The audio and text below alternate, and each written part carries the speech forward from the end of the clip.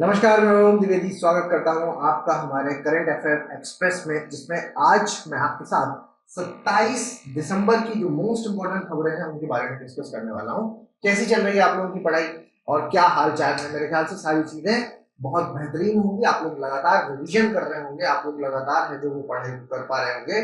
मेरे ख्याल से करंट अफेयर डेली बेसिस पर आप देख रहे हैं। जो लोग लाइव नहीं अटेंड कर पा रहे हैं वो लोग बाद में रिकॉर्डेड जरूर देख रहे होंगे, ताकि ये करंट अफेयर हमारे लिए क्यों इम्पोर्टेंट हो जाता है। इम्पोर्टेंट इसलिए हो जाता है क्योंकि डेली एक्टिविटी में जब आप इसको करते हैं तो आपके दिमाग में वो चीजें हैं जो वो रुकना शुरू कर देती हैं, और जब आप अपनी आंसर राइटिंग करते हैं तो उसमें आपका करंट अफेयर ऑटोमेटिकली इंटीग्रेट होना शुरू हो जाता है। राइट, चलिए तो शुरू करता हूं। और मैं आज सबसे पहले आपको आज की जो खबरें हैं उनके बारे में यहाँ पर बता दूं। देखो, why manufacturing has lagged in the India, ये जीएसके हम पेपर 3 में रखेंगे इकोनॉमिक्स वाले पार्ट में। इकोनॉमिक्स वाले पार्ट में है ना, मैन्युफैक्चरिंग से संबंधित है कि भारत में जो मैन्युफैक्चरिंग है वो इतनी कम क्यों होती जा रही है, ये आर्टिकल में।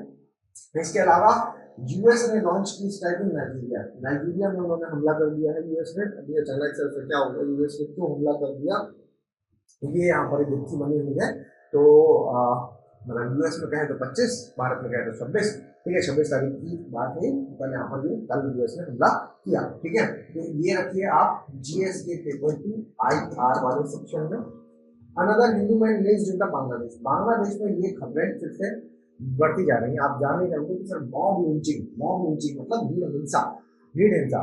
आप इसको वैसे क्योंकि ये बांग्लादेश का मामला है तो इसलिए हम इसको रखेंगे जीएस पेपर 2 के IR वाले विषय में, क्योंकि इससे हमारे भारत और बांग्लादेश के रिश्तों से जुड़ा हुआ मामला है। ठीक है, लेकिन वैसे मॉब लिंचिंग का मामला कॉमन मामला है। मॉब लिंचिंग अपने आप में क्या है, एक टॉपिक है, और मॉब लिंचिंग वाला जो टॉपिक है वो कम्युनल वायलेंस, सांप्रदायिक हिंसा के अंतर्गत आता है, जो कि इंटरनल सिक्योरिटी में भी पूछा जा सकता है। तो इसलिए मैं साथ में आपको जीएस के पेपर की इंटरनल सिक्योरिटी भी ले सकता हूँ। हालांकि इंटरनल सिक्योरिटी बोलते हैं क्या, भारत के अंदर की बात है, क्योंकि बाहर की है, लेकिन फिर भी मुद्दा तो एक ही है, मॉब लिंचिंग। ठीक है, चाइना सेंस यूएस रिपोर्ट, ये बड़ा खतरनाक है भाई। चाइना ने हटा दिया है यूएस की रिपोर्ट को, मतलब जो भारत से संबंधित जो अभी रिसेंटली एक रिपोर्ट आई है इसकी यूएस की तरफ से, जिसमें उन्होंने बताया है कि चाइना टैक्टिक्स खेल रहा है भारत के साथ और जानबूझ करके अपने संबंध है जो बेहतर करने की कोशिश कर रहा है। इस बात पर नाराजगी व्यक्त की है चाइना ने, और चाइना ने पलट करके जवाब दिया उनको। ठीक है, तो क्या है मेन, तो आपको जानना है कि भाई यूएस की रिपोर्ट में क्या क्या है ना, और फिर उसके बाद चाइना का रिएक्शन है जो वो देखेंगे। ठीक है, तो इतनी चीजें हैं जो मैं भी आपके साथ डिस्कस करूंगा। चलिए सबसे पहले इस आर्टिकल की बात करते हैं कि why the manufacturing has lagged in India. Bharat में मैन्युफैक्चरिंग है जो वो क्यों लैग कर रही है। ठीक है, तो समझिए, मेरी बात समझिएगा पहले। बात समझिएगा क्या है मामला। मामला है कि अगर हम मैन्युफैक्चरिंग सेक्टर की बात करते हैं तो देखो हमने बहुत ज्यादा यहाँ पर फोकस किया मैन्युफैक्चरिंग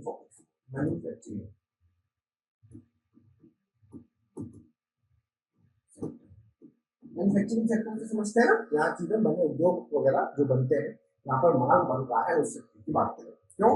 क्योंकि ये एक ऐसा सेक्टर है जहां पर जिस पर हम उम्मीद कर सकते हैं कि मैक्सिमम एम्प्लॉयमेंट मिलेगा, है ना। भारत में अभी अगर आप देखेंगे तो 3 सेक्टर है। एग्रीकल्चर सेक्टर, जिसको हम प्राइमरी सेक्टर बोल देते हैं, दूसरा मैन्युफैक्चरिंग सेक्टर ये वाला, और तीसरा आपका सर्विस सेक्टर। तो भारत में सबसे ज्यादा एग्रीकल्चर, सेकंड नंबर पे आपका सर्विस सेक्टर। ठीक है, तो मैन्युफैक्चरिंग कहीं ना कहीं पीछे रह जा रहा है। ठीक है, तो एग्रीकल्चर और सर्विस, तो अभी तो आप देखेंगे कि सिनेरियो में थोड़ा सा बदलाव है, और सिनेरियो में आप देख रहे होंगे कि सर सर्विस सेक्टर है जो वो भारत में सबसे ज्यादा जो है नौकरियां दे रहा है, या हम कहें कि जीडीपी में अपना रोल प्ले करता है सर्विस सेक्टर। लेकिन क्या सर्विस सेक्टर लॉन्ग लास्टिंग हो सकता है? नहीं।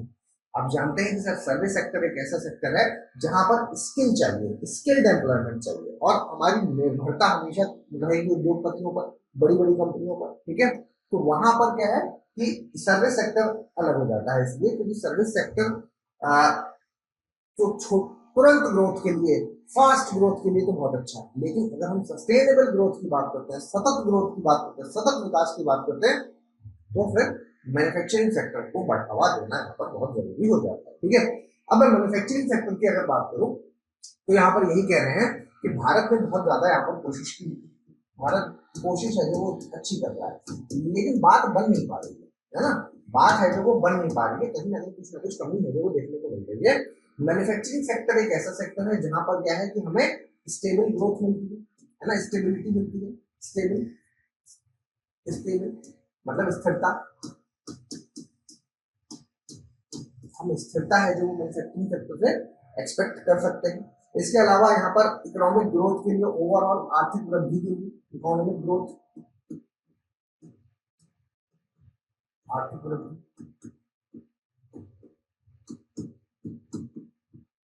ठीक है, आर्थिक वृद्धि के लिए भी अच्छा माना जाता है, इकोनॉमिक ग्रोथ अच्छा माना जाता है। और इसके अलावा टेक्नोलॉजिकल एडवांसमेंट, टेक्नोलॉजिकल एडवांसमेंट,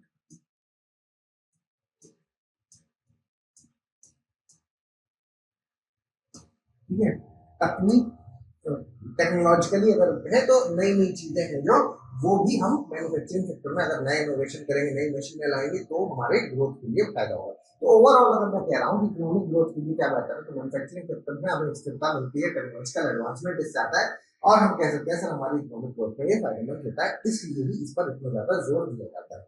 जैसे कि मैंने जोर की बात की, तो आप जानते हैं कि सर रोजगार के मामले में सर्विस सेक्टर, सर्विस सेक्टर में अगर देखा जाए तो सर्विस सेक्टर, सर्विस सेक्टर है जो ये रोजगार के मामले में लगभग लगभग 33% लोगों को रोजगार देता है ना, क्या रोजगार, रोजगार, ठीक है, 33% लोगों को रोजगार है वो ये देता है।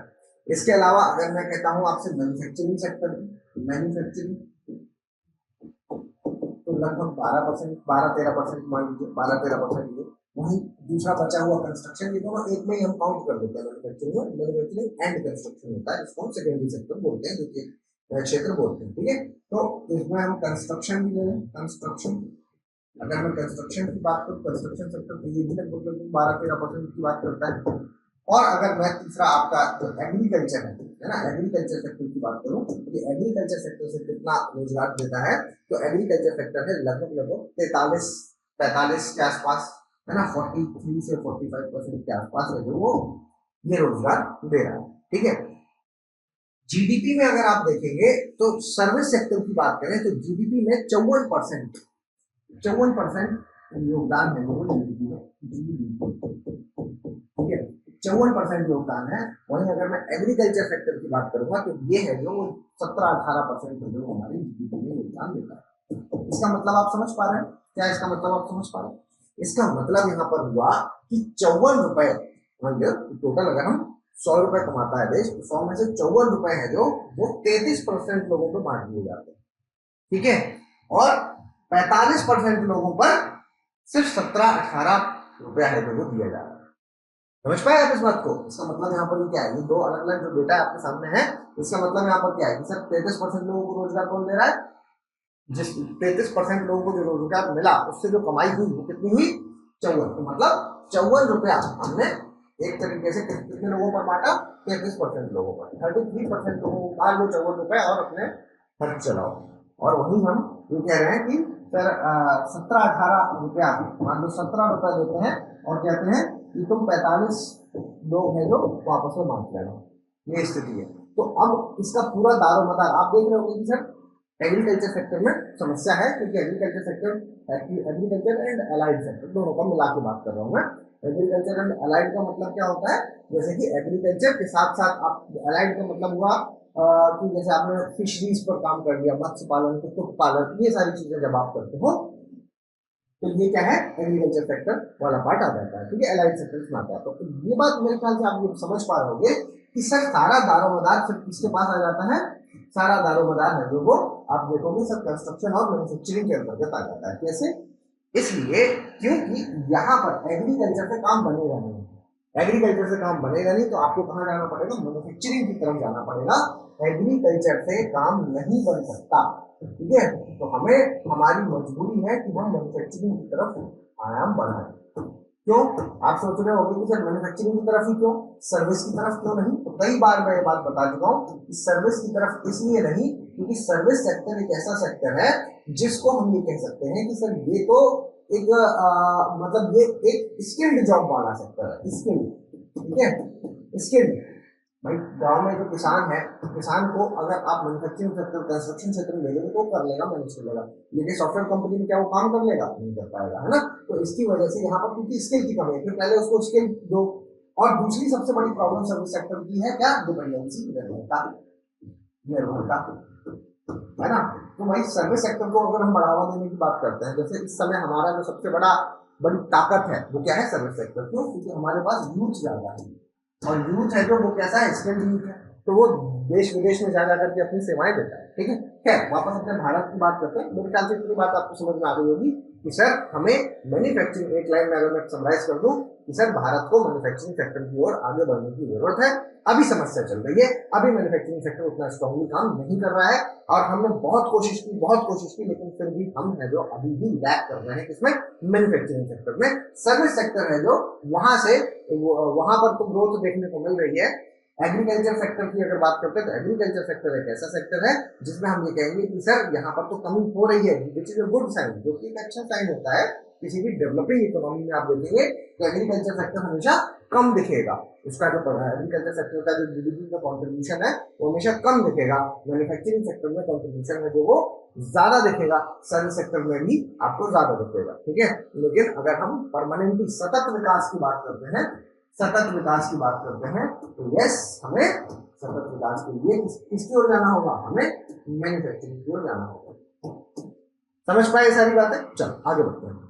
अब बात यहाँ पर जो हो रही है, मैं इस आर्टिकल की, तो मैंने थोड़ा सा बेस आपको बताया पीछे, अब मैं इस आर्टिकल की बात करूं तो इस आर्टिकल में आपको ये बात समझनी होगी कि देखो यहाँ पर कह रहे हैं कि चाइना और साउथ कोरिया, है ना, चाइना, साउथ कोरिया, भारत, ये सब लोग एक साथ ही लगभग ग्रोथ कर रहे थे। लेकिन इसमें हम देख रहे हैं कि भारत है जो मैन्युफैक्चरिंग सेक्टर में, भारत चाइना और साउथ कोरिया से काफी पीछे देखने को मिल रहा है ना। साउथ कोरिया क्यों? एशिया की बात है, और इन दोनों को ही क्यों कंपेयर किया जा रहा है? आपको सर इतने देशों में से इन दोनों को क्यों उठाया?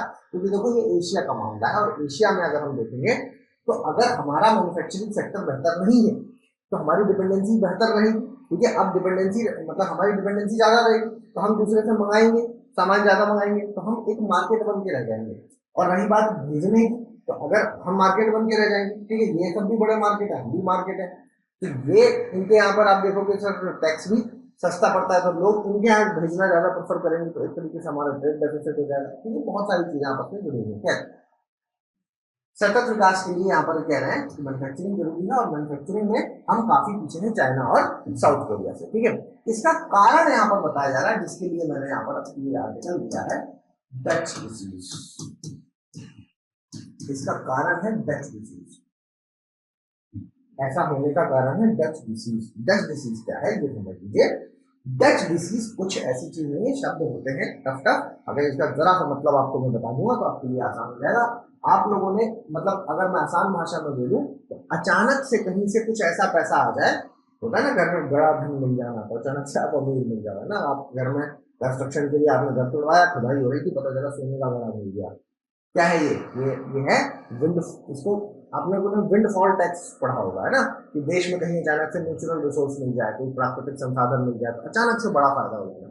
तो डच डिसीज क्या कहते हैं कि अचानक से किसी में आपको अचानक फायदा, लेकिन फायदा आपको अचानक से फायदा तो हो रहा है किसी एक क्षेत्र में, लेकिन उतना ही नुकसान दूसरे क्षेत्र में आपको देखने को मिल रहा है ना, दूसरे क्षेत्र में नुकसान।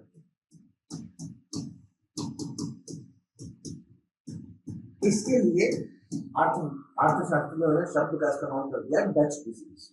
अचानक फायदा मतलब कि आप एक तरफ से ये भी नहीं कह पा रहे हैं कि सर भारत ग्रो नहीं कर रहा, सर्विस सेक्टर हमारा अच्छा ग्रो कर रहा है, आप ये भी नहीं कर पा रहे हैं, कह पा रहे हैं कि सर एग्रीकल्चर पे ही हमारी डिपेंडेंसी है, नहीं, एग्रीकल्चर की डिपेंडेंसी कम भी हो रही है ना। आप एक तरफ से अपनी ग्रोथ भी देख रहे हैं कि सर ग्रोथ तो बढ़िया हो रही है, लेकिन वहीं दूसरी तरफ हम एक नुकसान भी अपना देख रहे हैं। क्यों? क्योंकि हम सबके साथ नहीं चल पा रहे हैं। चाइना कोरिया जैसे लोग हैं जो बहुत तेजी से आगे बढ़ रहे हैं, हम सबके साथ ही नहीं चल पा रहे हैं, ठीक है। तो ये एक बात है जिसको इन्होंने डच डिसीज को लेकर के यहाँ पर बताने की कोशिश की है कि डच डिसीज। अब डच डिसीज का कारण यहाँ पर बताते हैं कि फिर इसका कारण क्या है कि हमारे यहाँ पर मैन्युफैक्चरिंग सेक्टर ग्रोथ क्यों नहीं कर पा रहा। इसके अगर मैं कारण की बात करूं तो इस कारण में एक ही ऐसा कारण कर रहा है जिससे मैं पर्सनली है जो वो मतलब मैं क्या एग्री नहीं हूँ इस तरीके से, है ना। लेकिन फिर भी जो इन्होंने बताया वो हमें बताना होगा। यहाँ पर बता रहे हैं कि देखो हमारे देश में क्या है कि प्रॉब्लम है सबसे बड़ी, वो है पॉलिसी की प्रॉब्लम, नीति, ठीक है।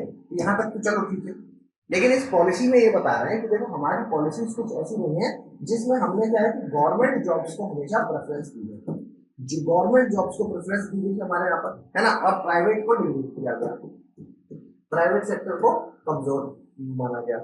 तो क्योंकि गवर्नमेंट को ही वरीयता मिली, तो इसलिए जो वेजेस थे, वेजेस थे, वेजेस मतलब जो पैसा मिलता है, दिहाड़ी मिलती है, जो आपको सैलरी मिलती है, वो हमेशा गवर्नमेंट में तो अच्छी रही और प्राइवेट में हमेशा वेज है जो वो कम रहा मैन्युफैक्चरिंग सेक्टर में। तो जो जो कंपनियां, तो सरकार, तो सब लोग किधर भागे, सरकार की ओर, सरकार की ओर। लेकिन सरकार की अपनी क्या है, एक लिमिटेशन है, सबका भरण पोषण थोड़ी ना कर सकती है सरकार, ठीक है। तो इससे हुआ क्या कि हाई वेज के कारण क्या हुआ कि इंडस्ट्री की पूरी हमारी इंडस्ट्री सप्रेस हो गई, ठीक है। तो कारणों में अगर मैं बात करूं तो कारणों में पहली बात जो ये बता रहे हैं वो ये है कि हाई वेज के कारण, हाई वेज के कारण मैन्युफैक्चरिंग इंडस्ट्री, उद्योग सप्रेस हो गया, सप्रेस हुआ। समझ पाए इस बात को कि सर हाई वेज था, क्योंकि वेज बहुत ज्यादा था, इसकी वजह से क्या हुआ, इंडस्ट्री पूरी सप्रेस हो गई, ठीक है। इंडस्ट्री पूरी सप्रेस हो गई। किस इंडस्ट्री की बात कर रहे हैं, मैन्युफैक्चरिंग इंडस्ट्रीज की बात कर रहे हैं, मैन्युफैक्चरिंग इंडस्ट्री, मैन्युफैक्चरिंग इंडस्ट्री, ठीक है। कारण समझ गए कि सर गवर्नमेंट जॉब्स हैं जो उनको हमेशा ज्यादा प्रेफरेंस मिली, तो लोग हैं जो वो गवर्नमेंट की तरफ गए, लेबर है जो वो गवर्नमेंट की तरफ जाती गई, तो गवर्नमेंट गवर्नमेंट गवर्नमेंट गवर्नमेंट, लेकिन प्राइवेट सेक्टर कहीं ना कहीं कमजोर रहता गया। तो गवर्नमेंट की तरफ तो चीजें बढ़ी, लेकिन गवर्नमेंट की अपनी एक लिमिटेशन, उसके ऊपर वो नहीं जा सकता, ठीक है। प्राइवेट सेक्टर को यहाँ से बढ़ावा मिल नहीं पाया, प्राइवेट सेक्टर को क्योंकि बढ़ावा नहीं मिल पाया, तो इंडस्ट्री में वो सप्रेस होती चली गई। और आज के लंबे समय में, क्योंकि आजादी से लेकर के अभी तक की अगर बात करें और चाइना और कोरिया की बात करें, तो वहां तो ऐसा नहीं हुआ, यहाँ ऐसा क्यों हुआ, कह रहे हैं पॉलिसी की प्रॉब्लम है। वहां जो पॉलिसीज थी वो ऐसी नहीं थी, यहाँ की पॉलिसीज में जो है वो गवर्नमेंट की तरफ बढ़ावा दिया, हालांकि ऐसा है नहीं है बहुत ज्यादा, ठीक है। क्या आपको ऐसा लगता है कि हाई वेजेस के कारण हमारी मतलब सरकार ऐसा कितना पैसा दे देती है जिसकी वजह से, मतलब आज तो नहीं कह सकते, पहले जरूर ऐसा ऐसा था कि लोग स्टेबिलिटी की वजह से सरकार की ओर जाते थे, सरकारी कंपनी की ओर जाते थे, लेकिन ऐसा नहीं है कि पैसे की वजह से, मतलब मैं बहुत ज्यादा इसके साथ एग्री हूँ, बट यस इन्होंने जो बात पॉइंट दिया है, जो भी दिया है वो मैंने आपको यहाँ पर बता दिया। लेकिन आप इसको रख सकते हैं कि एक भी ये भी बनता है, ठीक है। तो अपना अपना अनोखा व्यू है, अलग व्यू है, क्योंकि अच्छी बात यहाँ पर बता रहे हैं, हो सकता है आप में से बहुत सारे लोग इस बात पर एग्री भी करते हैं। लेकिन मैं जो मेन बात इसमें कहता हूँ वो ये है कि हमारे यहाँ पर ये मैन्युफैक्चरिंग सेक्टर के ग्रोथ ना होने का जो सबसे बड़ा कारण है वो है टेक्नोलॉजिकल एडवांसमेंट का ना होना, टेक्नोलॉजी की कमी, टेक्नोलॉजी की कमी, क्योंकि टेक्नोलॉजी की कमी होने से इनोवेशन नहीं हो पाया। आप ये कहेंगे कि सर इसके कारण नवाचार की कमी होगी, नवाचार की कमी, ये सब जुड़ी हुई बातें हैं, है ना। तो दूसरी बात जो यहाँ पर कही जा रही है वो ये है कि सर वेजेस के कारण इंडस्ट्री सप्रेस हुई, एक, दूसरी बात टेक्नोलॉजी की कमी, नवाचार ही नहीं हुआ, नवाचार नहीं हुआ, तो इसकी वजह से क्या है कि यहाँ पर एडवांसमेंट नहीं हुआ, एडवांसमेंट नई मशीनें नहीं आ पाई, तो हमने नए नए एक्सपेरिमेंट नहीं कर पाए, तो इंडस्ट्री है जो कौन सी मैन्युफैक्चरिंग वाली वो कमजोर रही, ठीक है, वो यहाँ पर कमजोर रही। अब देखो यहाँ पर मैं एग्जाम्पल देता हूँ, एग्जाम्पल एग्जाम्पल तीसरा पॉइंट में आप एग्जाम्पल लिख लो, एग्जाम्पल चाइना, चाइना की अगर बात करें तो क्या बना रहा है, ब्लू चिप्स बना रहा है, ब्लू चिप्स, चाइना है जो वो ब्लू चिप्स बना रहा है। अब ब्लू चिप क्या है, ये पूरे वर्ल्ड की ऐसी चिप है, वो ब्लू चिप की बात करें तो वर्ल्ड की, ब्लू चिप की अगर बात करते हैं तो पूरे वर्ल्ड की बेस्ट चिप मानी जाती है, बेस्ट चिप, पूरे वर्ल्ड की बेस्ट चिप मानी जा रही है, बेस्ट चिप मानी जा रही है, जो ऐसी चिप जो कि ऑप्टिकल सिग्नल में काम कर रही है, ऑप्टिकल सिग्नल,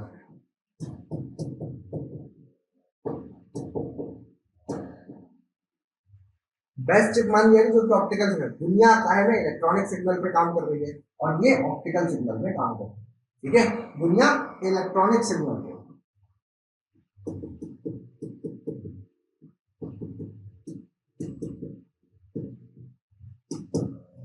दुनिया इलेक्ट्रॉनिक सिग्नल पे काम कर रही है और ये है जो वो ऑप्टिकल सिग्नल पे काम कर रही है।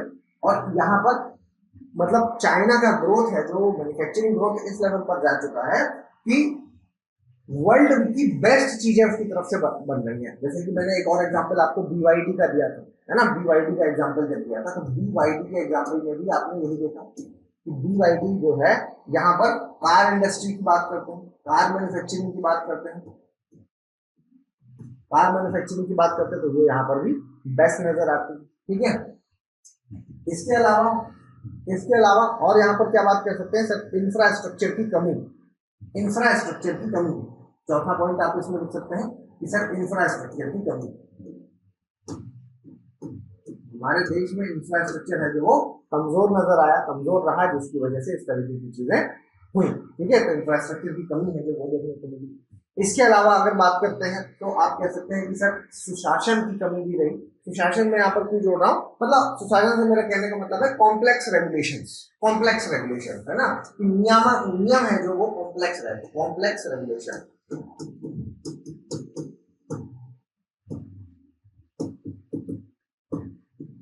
Complex regulations.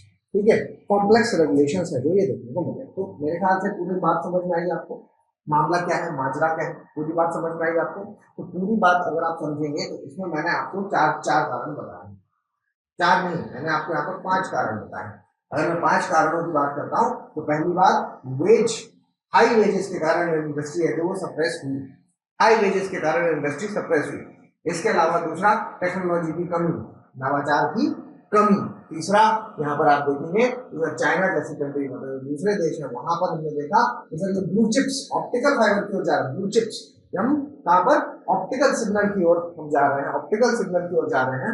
और चौथी आप कहेंगे सर इंफ्रास्ट्रक्चर की कमी देखने को मिली, इंफ्रास्ट्रक्चर की कमी देखने को मिली। और पांचवा अगर हम कहें तो कॉम्प्लेक्स रेगुलेशंस है जो हमने देखे, कॉम्प्लेक्स रेगुलेशंस है जो वो हम यहाँ पर देख रहे हैं। ठीक है, चलिए नेक्स्ट टॉपिक की ओर चलते हैं। नेक्स्ट टॉपिक इज कि यूएस ने नाइजीरिया के ऊपर स्ट्राइक कर दी है ना। नाइजीरिया, एक तो देखो यहाँ पर आपके लिए होमवर्क होगा, तो आप लोग एक बार जो होमवर्क होगा वो क्या होगा, होमवर्क ये होगा तो मैपिंग बेस्ड क्वेश्चन भी यहाँ पर बन सकता है। ठीक है, तो मामला क्या है कि यूएस ने स्ट्राइक की है नाइजीरिया के ऊपर, नाइजीरिया। ठीक है, तो एक तो इसका मैपिंग सेक्शन आपको देखना, मैपिंग। ठीक है, अगर मैं बोल रहा हूँ ये आपका अफ्रीका है, इस अफ्रीका में वेस्ट अफ्रीका वाले इस जगह पर आप देखेंगे ना, यहाँ आपको नाइजीरिया मिल जाएगा। ठीक है, इधर आपको नाइजीरिया मिलेगा और यूएस ने इसके ऊपर हमला कर दिया। आप सोच रहे होंगे फिर यूएस क्या पड़ेगी, यूएस कहाँ, ये कहाँ। ठीक है, तो इस पर ही पूरी बात है, इस पर ही पूरी बात है कि ये किस जगह पर है। पहली बात, वेस्ट अफ्रीका का एक देश, वेस्ट अफ्रीका। ठीक है, पहली बात ये वेस्ट अफ्रीका का एक देश है। ठीक है, वेस्ट अफ्रीका का एक देश है। और यहाँ पर अगर कहें तो यहाँ पर भी कह रहे हैं कि वो क्या रहा था, यहाँ पर क्रिश्चियंस को मारा जा रहा था, जिसकी वजह से यूएस ने कहा है कि यहाँ क्रिश्चियंस को मारा जा रहा था, जिसकी वजह से उन्होंने इस पर हमला किया। मतलब ट्रम्प का जो है उनका ये है कि क्रिश्चियंस को मारा जा रहा था और इसी को देखते हुए उन्होंने डिसाइड किया कि इस्लामिक स्टेट्स को वो खत्म करेंगे। ठीक है, इस्लामिक स्टेट्स को खत्म करने के लिए उन्होंने हमला किया। ठीक है, तो इस्लामिक स्टेट्स, ऐसा ट्विटर पे आप उनके ऑफिशियल स्टेटमेंट को भी देख सकते हैं, इस्लामिक स्टेट्स को खत्म कर देंगे। इस्लामिक स्टेट समझते हैं ना। देखो मामला क्या है मैं बताता हूँ। 25 दिसंबर की बात है। ठीक है, 25 दिसंबर मतलब भारत में 26 ऑब्वियसली है ना, भारत में 26 दिसंबर,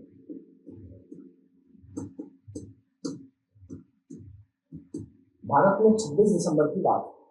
और 26 दिसंबर को यूएस की मिलिट्री ने नॉर्थ वेस्ट नाइजीरिया पर हमला कर दिया। और किसके अगेंस्ट किया है ये, ISIS।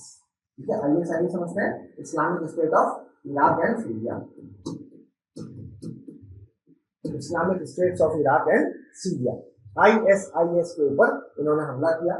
किसने हमला कर दिया। ठीक है, 26 तारीख को। और इसका रीजन यहाँ पर ये बता रहे हैं कि भाई ISIS वाले हैं जो सिविलियंस को हम पर हमला कर रहे थे, सिविलियंस पर हमला कर रहे थे, और सिविलियंस में मैक्सिमम जो है वो क्रिश्चियंस को मारा जा रहा है। ठीक है, तो यहाँ पर मामला है कि क्रिश्चियंस को मारा जा रहा है, क्रिश्चियंस। को मारा जा रहा था और क्रिश्चियंस को मारा जाने की वजह से यहाँ पर हमला किया था। अपने लिए क्या क्वेश्चन होता है, तो ट्रम्प ने क्या है ऑफिशियली ऑर्डर दिया, तो ट्रम्प ने ऑर्डर दिया और उन्होंने इस पर हमला कर दिया। हमला करने वाले अपने को क्या जानना चाहिए यहाँ से, किया किसने हमला, यूएस ने, लेकिन यूएस की तरफ से लड़ कौन रहा है, ये ऑपरेशन कौन चला रहा है, ऑपरेशन है जो अफ्रीकॉम चला रहा है, तो अफ्रीकॉम ऑपरेशन को लीड कर रहा है, ऑपरेशन है उसको लीड कौन कर रहा है, अफ्रीकॉम कर रहा है। ये जो अफ्रीकॉम है ये है यूएस अफ्रीका कमांड, ठीक है, यूएस और अफ्रीका की command, US Africa command, US Africa command है जो वो उसने किया है। और ये जो स्ट्राइक है ये आप कहेंगे कि ये कह रहे हैं, ऐसा यूएस कह रहा है, ध्यान दीजिएगा कि अफ्रीकॉम इस पर कर रहा है in coordinated with the Nigerian authorities. तो नाइजीरिया की अथॉरिटी के साथ कोऑर्डिनेट करके किया, ठीक है, नाइजीरिया की अथॉरिटी है उनके साथ कोऑर्डिनेट करके है जो वो है ये है जो ऑपरेशन यहाँ पर चलाया जा रहा है। अब ये बात है जो ये थोड़ी सी डाउटफुल सी बात है। डाउटफुल क्यों है, क्योंकि जब उन्होंने यहाँ पर ये कहा कि हमने इसको हमला किया क्योंकि वहां पर क्रिश्चियंस को मारा जा रहा है, तो इस बात का खंडन किया वहां की अथॉरिटी ने, इस बात का खंडन किया कि नहीं यहाँ पर ऐसा कुछ नहीं हो रहा है, यहाँ पर ऐसी कोई कुछ नहीं हो रहा है, ठीक है। तो इस बात पर नाइजीरिया की अथॉरिटी ने खंडन किया और ये कह रहे हैं कि ऑपरेशन अफ्रीकॉम ने चलाया है नाइजीरिया की अथॉरिटी के साथ मिलकर, ठीक है। तो ये थोड़ा सा डाउटफुल है, लेकिन यस ऑफिशियल स्टेटमेंट यही है, तो आपको यहाँ पर ये बात जानना होगा। इसके अलावा किसको मारा जा रहा है, कौन सा ग्रुप है जिसको यहाँ पर टारगेट किया जा रहा है, वो है ISWAP,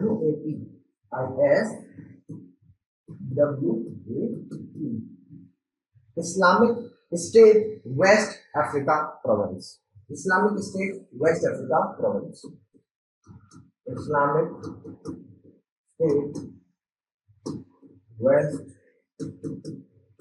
Africa Province, Islamic State West Africa Province है जो इस पर है जो वो ये हमला किया, ठीक है। आप कहेंगे कि सर अभी आपने बोला ISIS पर किया है, अब आप कह रहे हैं कि ये मतलब Islamic State West Africa Province है जो उसी का एक पार्ट है, ISIS एक बड़ा हुआ। अगर मैं इसकी बात करूं, है ना, तो ये बेसिकली टूटा हुआ हिस्सा है, किसका टूटा हुआ हिस्सा, किसका टूटा हुआ हिस्सा है, आप लोगों ने ग्रुप का नाम सुना होगा बोको हरम, सुना, जो बोको हरम है, इस बोको हरम ग्रुप का टूटा हुआ हिस्सा है ISWAP, ये बोको हरम का ही टूटा हुआ हिस्सा है ना। और बोको हरम है जो ये कहां पर एक्टिव था, ये देखेंगे तो आपको ईस्ट अफ्रीका में इसकी शुरुआत हुई चैड के आसपास, लेक चैड है ना, चैड लेक है, चैड नामक एक झील है, लेक चैड, ठीक है, चैड नामक एक जो झील है उसके आसपास आप देखेंगे तो ईस्ट अफ्रीका में यहाँ पर ये एक्टिव था बोको हरम, और इस बोको हरम इस जगह पर एक्टिव था और उसी का टूटा हुआ हिस्सा है ISWAP जो कि नाइजीरिया में तबाही मचाया है। तो इसकी वजह से यहाँ पर यूएस ने इसी पर हमला किया है। अब आप सोच रहे हो सर क्यों किया हमला, किया किस पर किया, किसने किया, सब तो समझ में आ गया, लेकिन क्यों किया, क्यों, तो इसके क्या कारण हो सकते हैं, तो इनकी जो रीजंस दिए गए हैं ना, उन्हीं रीजन को आपको बता देता हूँ। यहाँ पर ये कह रहे हैं कि हम सिविलियंस को बचा रहे हैं, पहली बात प्रोटेक्शन ऑफ सिविलियन,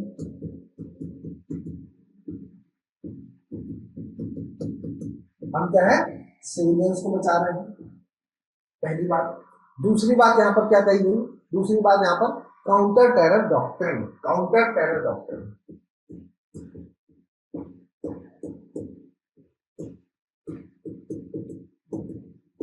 मतलब काउंटर टेरर डॉक्ट्रिन कि हमारा जो इनका जो काउंटर टेररिज्म का जो सिद्धांत है उसमें यहाँ पर है कि अगर विश्व में कहीं पर भी टेररिज्म हो रहा है तो वहां पर उसको कम करने का काम जो है वो यूएस का। ठीक है, तो ये इनका जो डॉक्ट्रिन है, इनका जो सिद्धांत है काउंटर टेररिज्म का, काउंटर आतंकवाद का जो सिद्धांत है, उस सिद्धांत में ऐसी बात लिखी गई है कि over the horizon, over the horizon, ठीक है, ओवर द होराइजन हमें क्या है, काउंटर टेररिज्म करना है। ठीक है, काउंटर टेररिज्म हमें करना है, ऐसा लिखा हुआ है। ठीक है, हालांकि सब कहने की बात है, आप भी समझ पा रहे हो आप, क्यों? क्योंकि अगर ऐसा था तो फिर आप क्यों छोड़ के गए थे अफगानिस्तान को, है ना? अफगानिस्तान में इतने लंबे समय तक आपने स्टेबिलिटी बनाएंगे, इसके लिए अफगानिस्तान में 20 साल के आसपास आपने वहां पर अपनी सेनाओं को भेज करके रखा, और फिर अचानक से एक दिन आपने कहा कि चलो वापस आ जाए, है ना? खत्म हो गई थी क्या वहां चीजें, सही हो गई थी क्या? लेकिन ठीक है, जो रीजन है वो हमें वही यहाँ पे देखने होंगे। तो protection of civilians, counter terror doctrine, और इसके अलावा यहाँ पर एक बात है deterrence, deterrence signal, deterrence signal. Deterrence क्या होता है? डेटरेंस मतलब डर, है ना? तो भाई हमें अपना दबदबा भी तो कायम रखना, डेटरेंस मैनेज करना, किस पर? नाइजीरिया पर नहीं, टेररिस्ट ऑर्गेनाइजेशन पर। तो जो टेररिस्ट ऑर्गेनाइजेशन जो भी टेररिस्ट एक्टिविटीज कर रहे हैं उस पर हमें क्या रखना है, हमें उस पर अपना दबदबा मेंटेन रखना है, डर मेंटेन रखना है, डेटरेंस को कायम रखना है। इस डेटरेंस को कायम रखने के लिए हमें ये जरूरी कदम यहाँ पर उठाना होगा। ठीक है, counter terror doctrine, protection of civilians, कि हम भाई नागरिकों की रक्षा करने के लिए ऐसा कदम उठाया है, काउंटर टेरर डॉक्ट्रिन के लिए हमने उठाया है, हमारा डॉक्ट्रिन ऐसा कहता है कि हमें हमको बचाना चाहिए। और तीसरी बात यहाँ पर है कि यहाँ पर डिफरेंस सिग्नल को लेकर के यहाँ पर बात करेंगे कि भाई डिफरेंस है जो वो भी मैनेज होना चाहिए, डर है जो हमारा कायम होगा। डिफरेंस समझते हैं ना, कि मतलब मेरे पास जो शक्ति है सामने वाले के पास अगर, मतलब जैसे मैं कई बार एक एग्जाम्पल देता हूँ कि जैसे मान लो कि मेरे पास इस वक्त, आपके पास क्या है, मान लो तलवार है इस वक्त, है ना?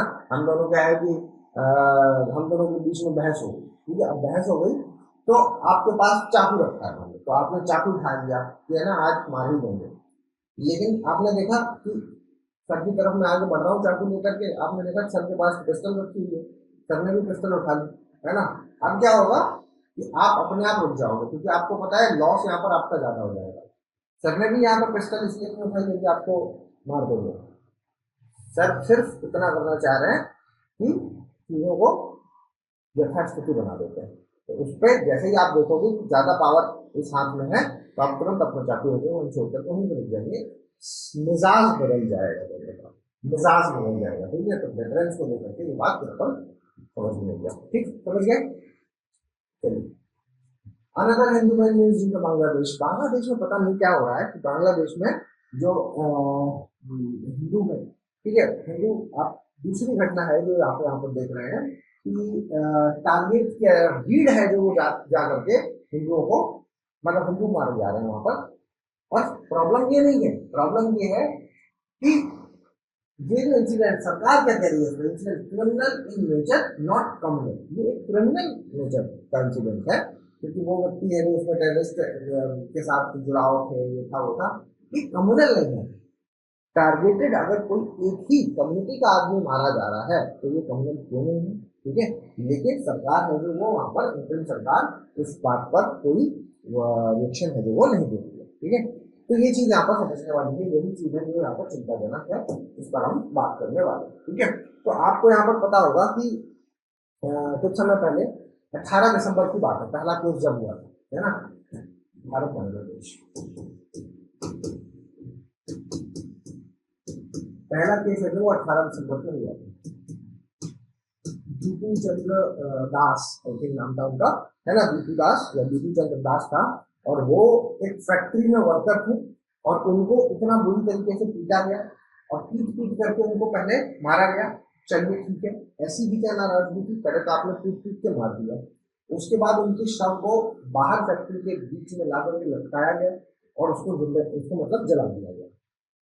ठीक है, इस लेवल की नाराजगी। ठीक है, और वो क्या था, बीपी चंद्र दास वाला इंसिडेंट, ये पहला इंसिडेंट हुआ था बीपी दास। ठीक है, 18 तारीख। उसके बाद आपने देखा अभी 24-25 तारीख की रात की बात है, 24-25 की रात, ठीक है। इस दिन आपने देखा कि एक व्यक्ति है, नाम है अमृत मंडल। क्या नाम है? अमृत मंडल।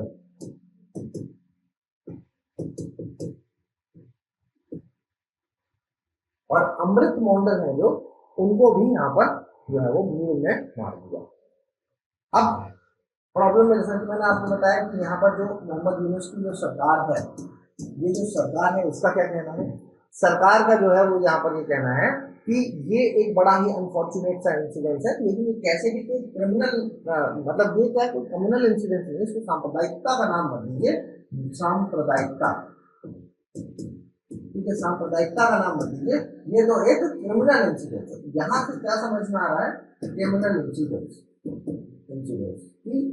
यहाँ से ये समझ में आ रहा है कि इंटरिम सरकार है जो, वो कोई सख्त कदम नहीं उठाने वाली, सख्त कदम नहीं उठाने वाली। और इंटरिम सरकार है जो, वो इस मतलब कहीं ना कहीं ये सारी चीजें तभी होती हैं जब सरकार या आप कहें कि ऐसे लोगों का बैकअप सपोर्ट होता है जो ऐसे इंसिडेंसेस चाहते हैं, ठीक है।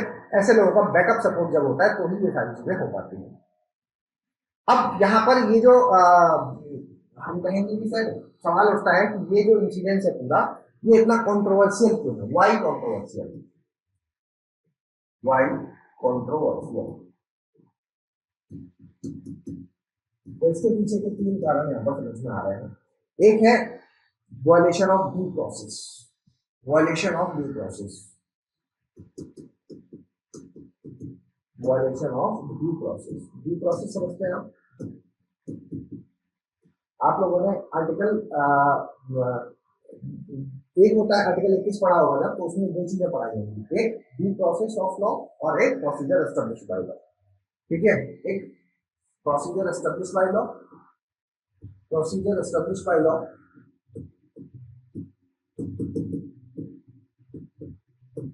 और एक ड्यू प्रोसेस ऑफ लॉ, ठीक है।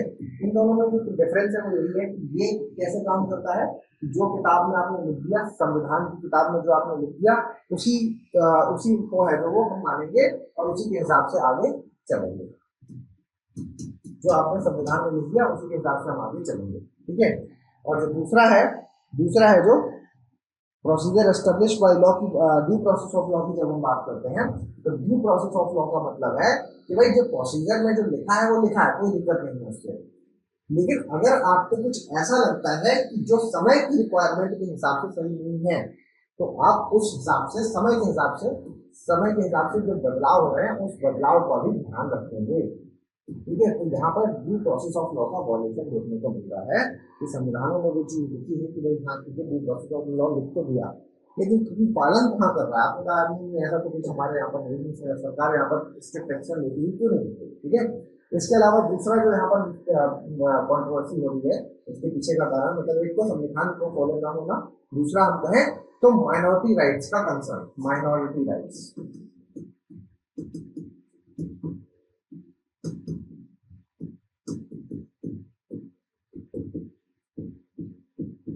भाई माइनॉरिटी के भी तो अपने राइट्स हैं, और माइनॉरिटी के जो राइट्स हैं वो यहाँ पर बेकार होते हुए हमें नजर आ रहे हैं, ठीक है। माइनॉरिटी के जो राइट्स हैं वो हमें यहाँ पर बेकार होते हुए नजर आ रहे हैं, कंसर्न है जो माइनॉरिटी के राइट्स खराब होते हुए नजर आ रहे हैं। इसके अलावा दूसरा ह्यूमन राइट का मामला, ह्यूमन राइट का कंसर्न, ठीक है। ये 3 कंसर्न है जिसकी वजह से ये मामला है जो पूरी तरीके से कॉन्ट्रोवर्शियल यहाँ पर हो रखा है, ठीक है। और इसके अलावा यहाँ पर कहें तो एक मॉब लिंचिंग का बांग्लादेश में पैटर्न सा बन गया है, ठीक है। Mob lynching pattern, mob lynching मतलब भीड़ हिंसा का पैटर्न बन गया है। और इस पैटर्न के हिसाब से आप देखेंगे तो अभी कुछ ऐसा हुआ है जिसमें कुछ समय से हम कह रहे हैं कि ईश निंदा ब्लास्फेमी जिसको बोलते हैं, ईश निंदा के मामले हैं जो वो एकदम से तेजी से बढ़ रहे हैं, ठीक है, जिसकी वजह से मॉब लिंचिंग हो रही है। इसके अलावा यहाँ पर आप कह सकते हैं कि सिर्फ सोशल मीडिया पर रूमर्स को फैलाया जा रहा है, सोशल मीडिया का रोल बढ़ गया है, सोशल मीडिया में रूमर्स को फैलाने, रूमर्स है जो वो फैलाए जा रहे हैं, उनका भी यहाँ पर रोल बढ़ गया है। और इसके अलावा यहाँ पर आप तीसरी बात जो देखेंगे वो ये है कि सर वीक पुलिस है ना, वीक पुलिस कमजोर होती पुलिस का इंटरवेंशन, या मैं वीक पुलिस क्या बोलूँ कि सरकार का रुख है जो वो कमजोर होता हुआ यहाँ पर दिख रहा है। सरकार का जो अगर या ऐसे कह लीजिए कि लार्ज गैदरिंग जो बड़ी भीड़ है उस पर एक्शन लेने के लिए सक्षम नहीं है कि पुलिस, है ना। तो भीड़ पर एक्शन लेने की कम क्षमता, ठीक है, क्षमता की कमी, ठीक है, मॉब लिंचिंग का ये पैटर्न है, इसको लेकर के यहाँ पर बात क्लियर, समझ गए आप, ठीक है, समझ गए। तो ये बात है आपको यहाँ पर ध्यान में रखनी है। इसके अलावा यहाँ पर दूसरी बात और किस तरफ जा रही है, और जो यहाँ पर जा रही है वो ये है कि भाई भारत का क्या कंसर्न है इस चीज को लेकर के। तो अगर मैं भारत के कंसर्न के बारे में बात करूँ, भारत का कंसर्न, तो भारत के कंसर्न को लेकर के बात करूं तो वो यहाँ पर तीन बातें कह रहे हैं। एक माइनॉरिटी सेफ्टी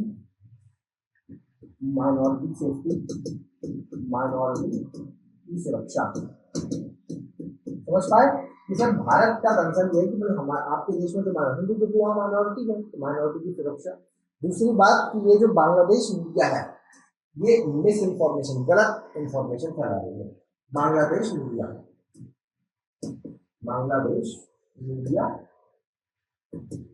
मिस इन्फॉर्मेशन को फैला रही है।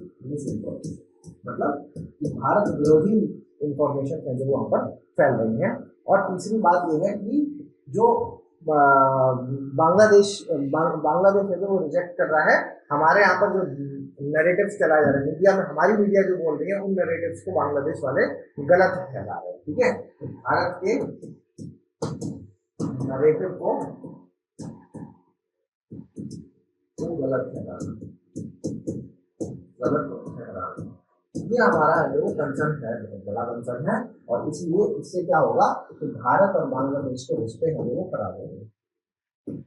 भारत बांग्लादेश के रिश्ते रिलेशन है जो वो डिग्रेड करेंगे, खराब होंगे, ठीक है। तो ये है पूरा मामला। वैसे तो मॉब लिंचिंग का है, तो आप जानेंगे कि मॉब लिंचिंग का मतलब यहाँ पर होता है कि जब भीड़ का बेकाबू हो जाना, भीड़ इतनी बेकाबू हो जाए जिसकी वजह से किसी को मारना शुरू कर दे और मार के पीट पाट के वो उसको खत्म भी कर दे, ठीक है। इस लेवल पर जब भीड़ चली जाती है तो फिर हम उसको कह सकते हैं कि सर ये भीड़ हिंसा वाला मामला है।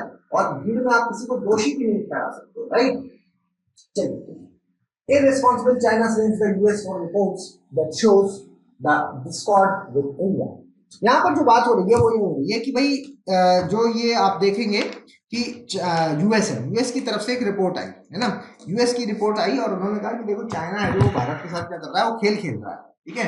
चाइना है जो भारत के साथ एक खेल खेल रहा है और इस खेल में अपना है जो वो उल्लू सीधा कर रहा है, अपना काम निकालने की कोशिश कर रहा है, ये बात है जो वो आई, ठीक है। और इस बात का जब मतलब विरोध किया और इन्होंने चाइना ने जो वो उसका जवाब दिया है कि यार ये क्या बेहिंदगी वाली बात आप कर रहे हो। अगर वो देश जो अपने आप में रिश्तों को खुद से ठीक कर सकते हैं तो आप उसमें बीच में इंटरफेयर क्यों कर रहे हो, क्योंकि आपकी मानसिकता में ही समस्या है। आपकी मानसिकता शुरू से ही कोल्ड वॉर वाली चल रही है, इसलिए आप ऐसा कर रहे हैं, ठीक है। समझ गया मामला। अब आते हैं इसके एनालिसिस वाले पार्ट पर। अगर मैं इसके एनालिसिस वाले पार्ट की बात करूं तो पहले आपको यहाँ पर ये समझना होगा कि ये सब यूएस की रिपोर्ट क्या है, यूएस की रिपोर्ट में ऐसा क्यों कहा और क्या क्या कहा है, ठीक है। तो यूएस की रिपोर्ट आई थी और इस रिपोर्ट को जारी करने वाला जो डिपार्टमेंट है उनका, उसका नाम है डिपार्टमेंट ऑफ डिफेंस।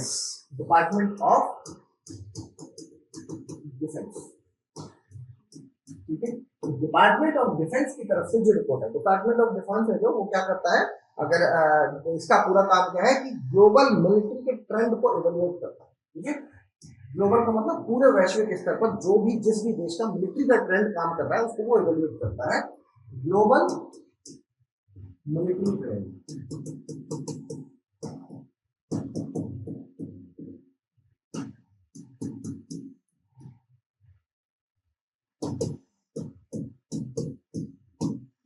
क्या कहने का मतलब, ग्लोबल मिलिट्री ट्रेंड का मतलब यहाँ पर क्या हुआ कि वैश्विक स्तर पर जो भी देश है उस देश का अपना खुद का एक मिलिट्री ट्रेंड होगा, है ना। जैसे भारत का मिलिट्री ट्रेंड, चाइना का मिलिट्री ट्रेंड। तो ये क्या है, सभी देशों के मिलिट्री ट्रेंड्स को एनालाइज करता रहता है लगातार। और इस एनालिसिस के बाद इन्होंने यहाँ पर रिपोर्ट जारी की कि चाइना है जो, चाइना जो अभी हरकतें कर रहा है, चाइना के जो एक्शंस हैं जो वो कैसे हैं, वो यहाँ पर एक तरीके से मतलब चाइना के लिए उन्होंने कहा कि चाइना जो LAC समझते हैं, लाइन ऑफ एक्चुअल कंट्रोल, ठीक है। तो हमारी भारत और चाइना का जो बॉर्डर है वहां पर जो LAC वाला, तो ये कह रहे हैं कि LAC पर चाइना प्रैक्टिकल काम अडॉप्ट किया हुआ, या प्रैक्टिकल काम अडॉप्ट किया।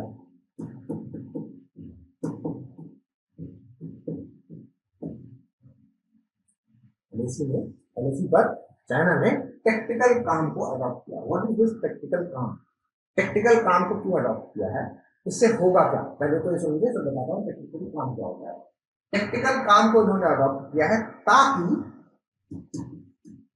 ताकि इनका जो आप ताकि लॉजिस्टिक एयरफील्ड और मिसाइल है ना, ये सब है जो बेहतर हो सके, ताकि लॉजिस्टिक सपोर्ट कहाँ पर, तिब्बत वाले मामले में है ना, तिब्बत के आसपास logistic support, missile system,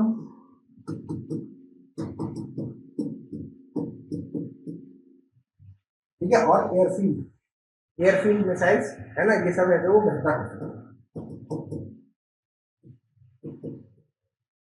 airfield missiles आप सिस्टम ये बेहतर हो सके, बेहतर किया जा सके।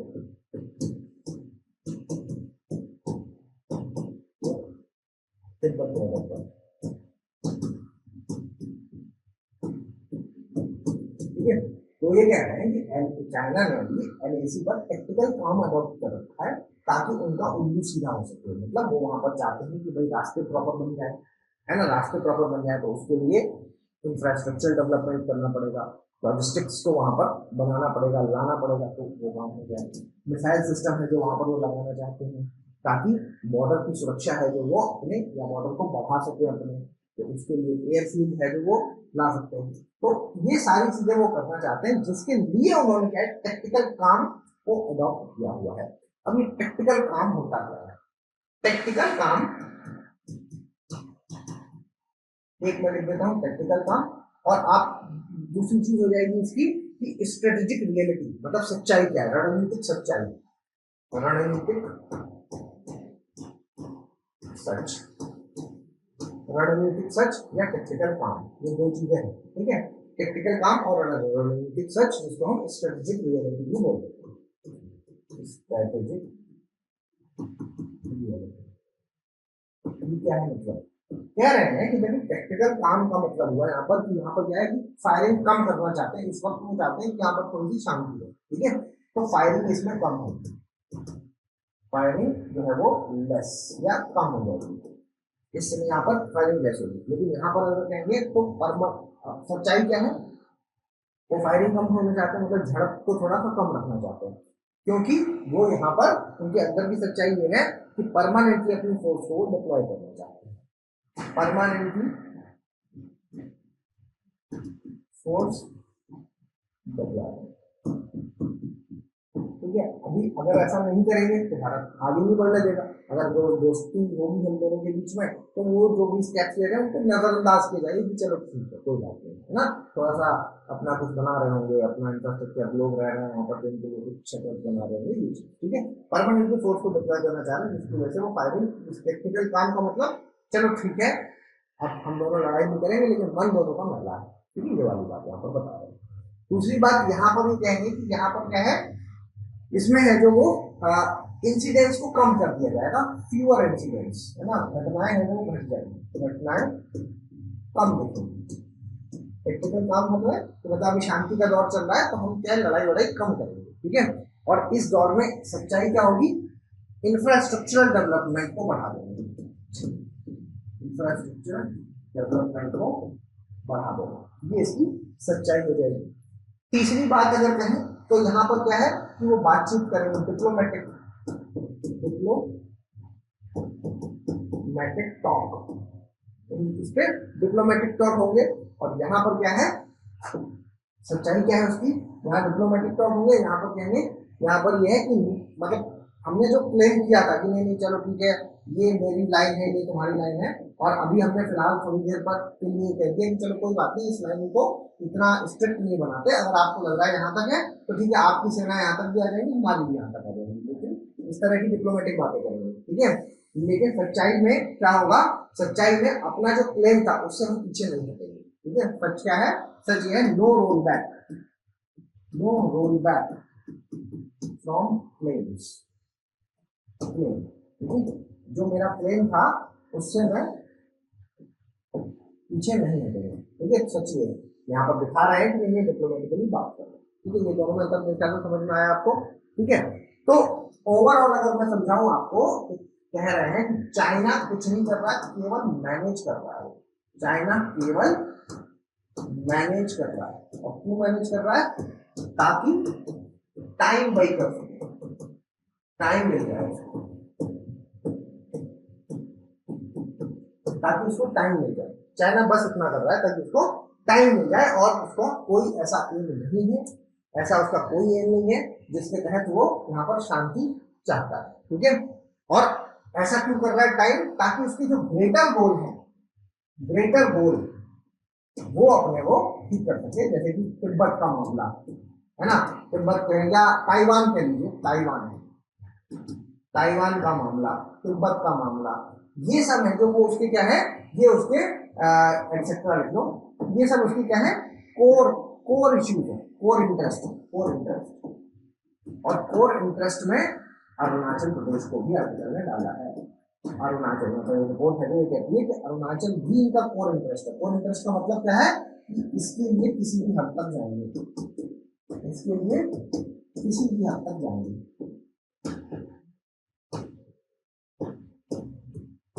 ठीक है, इसके लिए किसी भी हद तक जाएंगे। ये इनका कोर इंटरेस्ट का मामला है। अरुणाचल प्रदेश भी इनका कोर इंटरेस्ट है, जिसको ये साउथ तिब्बत कहते हैं, साउथ तिब्बत कहते हैं। चाइना वाले अरुणाचल प्रदेश को क्या कहते हैं, साउथ तिब्बत मानते हैं ठीक है। तो ये इनका कोर इंटरेस्ट है ठीक है।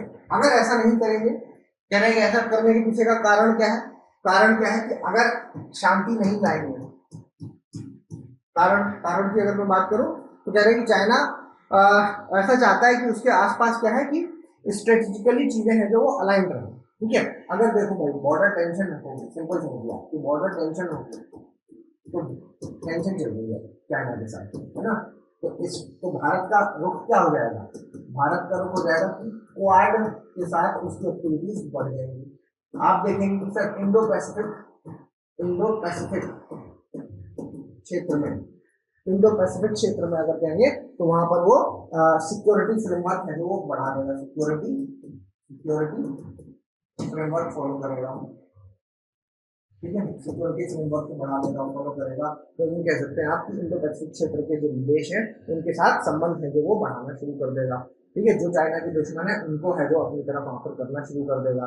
आप यहाँ पर कह सकते हैं कि sir defence technologies, advance defence technology, defence technology in पर काम कर देगा, इन पर बढ़ा देगा, लोगों से अलग अलग देशों से इम्पोर्ट करने लगेगा। समझ पा रहे हैं, वो कह रहे हैं कि अगर बॉर्डर टेंशन दिखेंगी चाइना में, चाइना अभी ये नहीं चाहता, चाहता है कि मुझे इस पर काम करना है, क्या इंफ्रास्ट्रक्चर डेवलपमेंट करना है, मुझे इंडो पैसिफिक क्षेत्र में अपना दबदबा मेंटेन करना है। तो ये सारी चीजें मेंटेन करने के लिए मुझे क्या करना होगा, सबसे पहले मेरी स्ट्रेटजी ऐसी होगी कि मैं चाइना इंडिया को बैलेंस करूँ, क्योंकि इंडिया को अगर मैं बैलेंस नहीं करूंगा तो इंडिया इधर से क्या है मिलिट्री एक्शंस अलग अलग चीजें करता रहेगा, और इसकी वजह से हम वहां पर काम कर नहीं पाएंगे कुछ भी, है ना, है ना, हम अच्छे बन जाते हैं कुछ समय के लिए और ऐसा करते हैं, ऐसा ये रिपोर्ट यहाँ पर कह रही है ठीक है। इस और साथ में यहाँ पर ये भी कह रहे हैं कि सबसे मेन बात है कि चाइना है जो वो पाकिस्तान को पूरा सपोर्ट कर रहा है, भारत को के साथ यहाँ पर अच्छे अच्छे संबंध बना लिए हैं। तो अगर भारत के साथ अच्छे संबंध बनाए तो पाकिस्तान के साथ दूर है, और पाकिस्तान तो दूर है, वो दुश्मन है, लेकिन यहाँ पर पाकिस्तान को पूरा पूरा सपोर्ट कर रहा है, वो भी पाकिस्तान को सपोर्ट कर रहा है। वो भी किस तरीके का सपोर्ट है, मिलिट्री सपोर्ट, मिलिट्री सपोर्ट है जो वो यहाँ पर देखने को मिल रहा है, आर्म्स का सपोर्ट देखने को मिल रहा है, आर्म्स का सपोर्ट देखने को मिल रहा है, मिलिट्री का सपोर्ट देखने को मिल रहा है ठीक है। चाइना मिलिट्री एक्सेस, चाइना का military access, China military access, China military access है जो वो देखने को यहाँ पर मिल रहा है। ठीक है, तो इतनी चीजें हैं जो हम ये कहेंगे कि पाकिस्तान है जो वो मतलब ये जो चाइना है जो वो पाकिस्तान को यहाँ पर सपोर्ट है जो वो करता है। ठीक है, चाइना ने इस पर जवाब दिया, चाइना का जवाब, चाइना ने जवाब दिया और उन्होंने कहा कि यूएस की जो रिपोर्ट है, मतलब पहले तो नाराजगी से इसको पूरी तरीके से खारिज किया और उन्होंने कहा कि यूएस की रिपोर्ट है जो वो कोल्ड वॉर की मेंटेलिटी, कोल्ड वॉर मेंटेलिटी को दर्शाती है, कोल्ड वॉर मेंटेलिटी को ये दर्शाती है ना। दूसरी बात इन्होंने कहा कि यूएस को क्या है डर, यूएस को मैन्युफैक्चरिंग थ्रेट है कि बाहर चाइना है जो मैन्युफैक्चरिंग में बढ़ रहा है तो वो ना बढ़े, इसलिए उस तरीके की रिपोर्ट है जो मैन्युफैक्चरिंग में। ठीक है, इसके दो सेंस निकलते हैं मैन्युफैक्चरिंग खतरे को आप ऐसा समझ सकते हैं कि चाइना की ग्रोथ को लेकर के यूएस डरा हुआ है, इसकी वजह से इस तरीके की रिपोर्ट्स निकाल रहा है। दूसरी बात यहाँ पर ये कि उनकी शुरुआती मतलब जिस तरीके से वो मतलब जिस तरीके से उनकी जो टैक्टिक्स है ना, दूसरे देश में एंट्री करने की टैक्टिक्स है, वो ये सारी रिपोर्ट्स निकाल करके वो अपना उल्लू सीधा कर रहा है, क्योंकि इस समय भारत के साथ संबंध है जो यूएस के बहुत अच्छे नहीं चल रहे हैं, तो इन चीजों को यहाँ पर ठीक करने की कोशिश कर रहा है ना, वो इन चीजों को यहाँ पर ठीक करने की कोशिश कर रहा है। इसके अलावा यहाँ पर क्या है कि फूट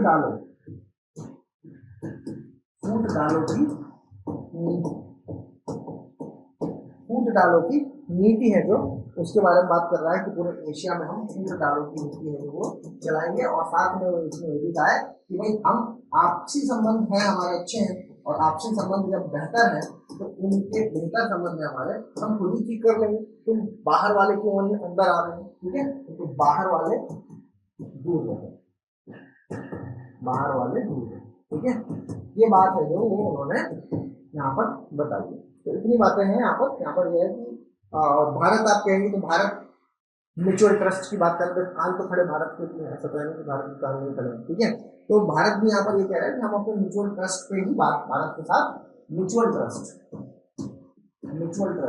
एस्टेब्लिश करेंगे, और उससे जो भी डिफरेंसेस है उनको हम खुद ही कम कर लेंगे, तुमको यहाँ पर बीच में आकर के ऐसी रिपोर्ट लाने की जरूरत नहीं। ठीक है, खैर मेरे ख्याल से आप समझ पा रहे होंगे मामला यहाँ पर क्या है। ठीक है, क्वेश्चन देख लीजिए आज के टाइम, बदलते वैश्विक व्यवस्था के संदर्भ में विश्लेषण कीजिए कि भारत किस प्रकार संयुक्त राज्य अमेरिका के साथ अपने रणनीतिक संबंधों को संतुलित करता है तथा चीन के साथ अपने जटिल संबंधों का प्रबंधन करता है। ठीक है, 250 कर दोगे इसको, आपको लिखना होगा। पीडीएफ कहाँ मिलेगी, पीडीएफ है जो ये आपको मिलेगी हमारे टेलीग्राम चैनल पर। ठीक है, विवेचना आईएएस का जो हमारा टेलीग्राम है, यहाँ से आपको पीडीएफ मिल जाएगी। ठीक है, चलिए आगे की बात है, फिर मंडे को मिलेंगे और वापस से जो भी मोस्ट इंपॉर्टेंट खबरें होंगी उस पर हम चर्चा करेंगे। Thank you so much. विवेचना आईएएस एकेडमी, आपका लक्ष्य हमारा विश्वास।